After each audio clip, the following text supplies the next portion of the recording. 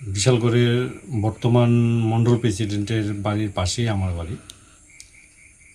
Last 2-3 বছরের মধ্যে উনি যে অন্যায় অত্যাচার মানুষের সাথে করেছে সেই দুর্নীতির প্রমাণস্বরূপ আমাদের কাছে অলরেডি আছে।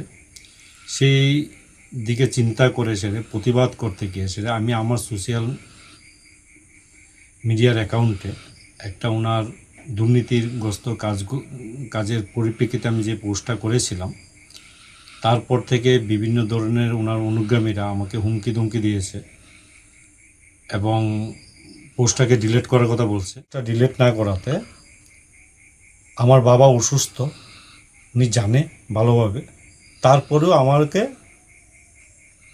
হ্যারাসমেন্ট করার জন্য উনি আমার বাড়িতে পুলিশ পাঠিয়েছে। ওই অন্যের প্রতিবাদ যে জায়গাতে করেছি সেই জায়গাতে আমি ডিলিট করতে রাজি নই, ঠিক আছে?